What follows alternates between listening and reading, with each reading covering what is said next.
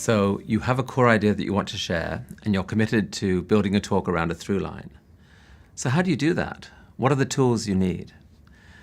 Every talk is different, but what I want to share with you are 5 key tools that are ingredients in many talks. Some talks focus on almost entirely on one of these.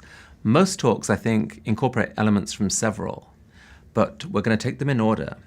They are connection, narration, explanation, persuasion, and revelation. So let's start with connection. Why does this matter? Well, think about it. As humans, we're actually quite skeptical about allowing a stranger to come and poke around inside our minds. If your goal as a speaker is to do that, is to build a new idea in someone's mind, you pretty much first have to ask their permission. You have to deal with the natural things they have in the way, the skepticism, the mistrust, which are, by the way, really important tools. So how do you do that? The key is just to build a human connection with them.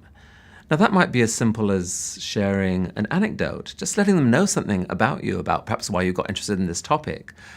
It might be showing some vulnerability.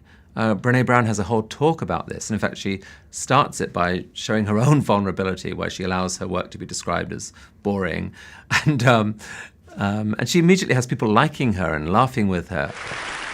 So I'll start with this. A couple of years ago, an event planner called me because I was going to do a speaking event, and she called and she said, "I'm really struggling with how to write about you on the little flyer." And I thought, well, what's the struggle? And she said, "Well, I saw you speak, and I'm going to call you a researcher, I think, but I'm afraid if I call you a researcher, no one will come because they'll think you're boring and irrelevant."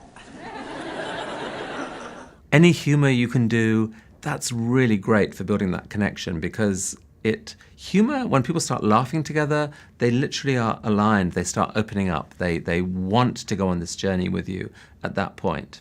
That connection is especially important when the topic you're talking about is challenging in some way. When Brian Stevenson came to TED, he wanted to address this issue of incarceration, the fact that kids were being sent to adult jails, injustice in the American legal system in general. So it's a challenging topic. He set about it by spending literally the first few minutes of his talk describing a personal story. So I want to talk about the power of identity. And I didn't learn about this actually practicing law and doing the work that I do. I actually learned about this from my grandmother. I grew up in a house that was the traditional African-American home that was dominated by a matriarch, and that matriarch was my grandmother. He spoke about his grandmother and how his grandmother had made him promise not to drink, and how his brother had then teased him about it, and how she had tricked out all of the siblings the same way, and he had everyone laughing, but he then said, nonetheless, 40 years later, I still haven't touched a drop of alcohol. And you felt, just hearing that story, you felt this deep admiration for this man, liking for this man. You just really wanted to go where he wanted to go next, because he just shared you an important and intimate part of his whole life. Then when he wanted to take us to look at these very challenging issues, we were there with him. We really wanted to go with him every step of the way. And this talk ended up with the longest standing ovation in TED's history. It was built on those first few minutes of establishing a really deep human connection. Don't shortchange that aspect of your talk. It can also be actually as simple as looking at people, just making eye contact, smiling. It's so important early on in the talk to find people in the first few rows who you can see, and just give a sentence of their talk directly to them.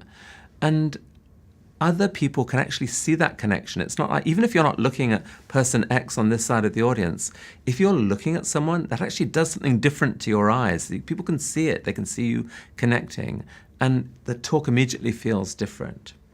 So some combination of these early on in a talk is just great for making people willing to open up, to trust you. The absolute thing not to do is to come on all full of ego. That has the exact opposite effect of pushing people away. So just come on as a human being and start that authentic connection process. Connection matters.